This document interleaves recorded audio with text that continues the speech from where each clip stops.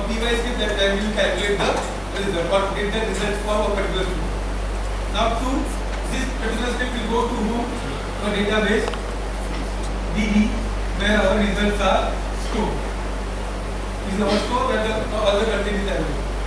Now this compute instance who is running that application will make a request to database to provide some credentials. थोड़ा deep में जाएगा, नहीं समझना वापस repeat करो. Okay? So you will request a DB to get some DBs and will get that particular DB. Fine. But for doing that, DB has some authorization process to verify, authentication plus authorization process to verify who is allowed to access DB. Second, what amount of data we are allowing them to access. But that authorization will be done only if we provide a credentials to that particular system. DB is also instant. DB जाता है वो भी instant है. Extra data रहेगा, जब Oracle DB जो भी है, MySQL जो भी आप use करें. Again they will do some verification. Okay? So in that case, when they are verifying, we need to provide the user. तो हम लोग मैम का user ID हम लोग यहाँ पे hard code कर रहे हैं. And hard code is into the application. That application when executing on that instance मतलब VM आपका कंप्यूटर रहने दो या क्लाउड में कंप्यूटर रहने दो कहीं भी.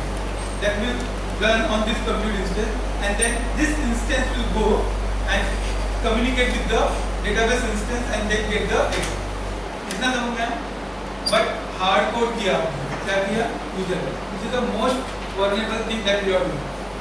हम लोग का अटैक जब भी होता है, जो भी अटैक हम लोग को जब भी कोड मिलता है, कम्युनिकेशन जब भी होता है, ये कुछ तो भेजेगा ना, एन्क्रिप्टेड रहेगा तो भी भेजेगा ना, तो उसको हम लोग डिक्रिप्ट करते हैं या फिर एनालाइज करते हैं, या फिर नॉट डूइंग दैट वो, तो वहाँ पे आपको हार्ड कोडेड कंटेंट मिल रहा है. Tomorrow this VM is compromise by some reason, again the hard coded content will be available.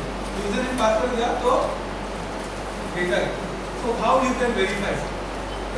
हमेशा मैम प्रेजेंट नहीं रहेगी क्योंकि रात को 12 बजे को स्टूडेंट अपना रिजल्ट सर्च कर रहे हैं. So will the map won't be available to provide and verify authenticate that every time. So what you can do? There is a concept called as vault. It is common in AWS. It is common in Azure, Google, or Oracle. Names are different. In Oracle, in AWS they call it KMS, Key Management System. In Oracle they call it as KMS or vault. Azure call it something related to the key vault. तो उतना समझे कि कुछ vault है. Who will maintain all keys?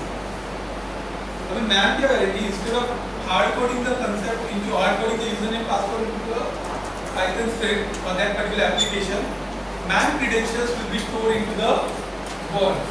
And vault is HSM मतलब क्या होता है? Hardware protected system. घर में ऐसे गोदरेज का है ना?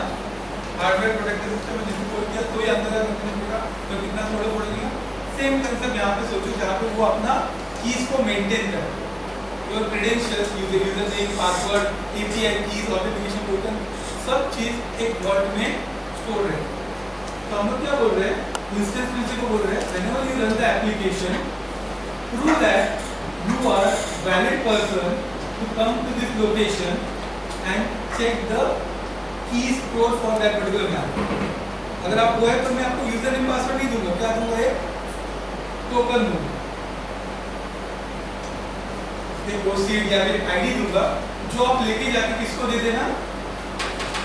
डेटाबेस को देना. क्या दूंगा? एक आईडी देना कि वॉल्ट में you have to do the verification, go and verify it at this vault ID, go and verify at this vault ID.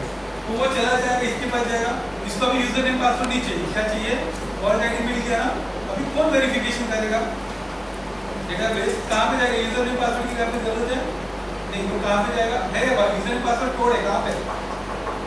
अभी वो DB नोड इंस्टेंस वेरिफिकेशन कैसे करेगा? It will go and provide the vault ID and that vault will provide them the verification yes या no. And then yes आया तो access दे दो at what basis. ID के अंदर सब डिटेल्स मिलेगा कितने लेवल का access. Okay, that is access management. Verification हो गया और उसने डेटा आपको दिया. Now in this complete communication of both, हमें stages बता. First communication, instance making a call to a vault to get the ID, vault ID. कहीं पे यूजर नेम पासवर्ड आया आपका? नहीं. Second, what getting that fault ID and forwarding it to the DB node. कहाँ पे user ने password दिया? नहीं. DB node verifying that we got कहीं भी आपका गया? नहीं. इसमें अंदर है क्या? ये प्रोग्राम के अंदर यूजर ने पासवर्ड नहीं रहेगा. क्या रहेगा? फॉल्ट का आईडी रहेगा. तो इंस्टेंस को बोलेगा भाई तू जाके वेरीफाई कर. मैंने यहाँ पे सब स्टोर करके रखा. Now this concept where our instance become someone as principal on our behalf to call and do the जो ये एक्टर इसको वेरीफाई करे कि तू अलाउड है कि नहीं सब करने के लिए, इसको हम लोग बोलते हैं instance principal. Instance principal normal always the instance. It can be any device that can do some processing that can be your instance, right? Anything उसमें टाइप्स है तो उसमें कितनी भी हमको but there we got a concept at this nowhere we have used it. और simplify करता जो आपको पता रहेगा. कर्बोरस सुना है बोलते मैंने? कर्बोरस ऑथेंटिकेशन प्रोसेस आप लोग सब लोग यूज करते हो उसको. सब लोग मतलब सब लोग एटीएम में जाके ट्रांजैक्शन करते हो ना, पिन एंटर करते हो. कर्बोरस आप सोचा है क्या कभी आप एटीएम में जाके पिन एंटर करते हो? आपका पिन जाता रहेगा क्या बैंक सर्वर पे वेरिफिकेशन के लिए? कैसे काम करता है? कौन सा एल्गोरिथम है? वो कर्बोरस algorithm. The Kerberos is one of the starting में अभी इसमें थोड़े advanced ऐसे है, but in the Kerberos is the one algorithm that has verified or ensured that no username password will fly in the transition and still we can have the authentication performed, right? तो वो चीज़ है Kerberos में आप कुछ enter करते हो तो आपका ATM मशीन इंस्टेंट स्टैक बोलते हो, स्टैक प्रिंसिपल बन जाता है क्योंकि आपके ATM के ऊपर वो मशीन जाता है और उसे रिक्वेस्ट करता है आपके बिहार. उसको बोलते हैं स्टैक प्रिंसिपल. प्रिंसिपल मतलब the person who can perform some action, actor. तो उसके लिए हमने उसको इंस्टेंस प्रिंसिपल. सब क्लियर है? कोई भी डाउट है यहाँ पे? फाइन. एनीवन कुछ भी रहेगा आप लोग पूछो, 10 बार बोलो. फाइन. समझ में आया कंसेप्ट? बिकॉज हम लोग को इतना बड़ा पड़ेगा काम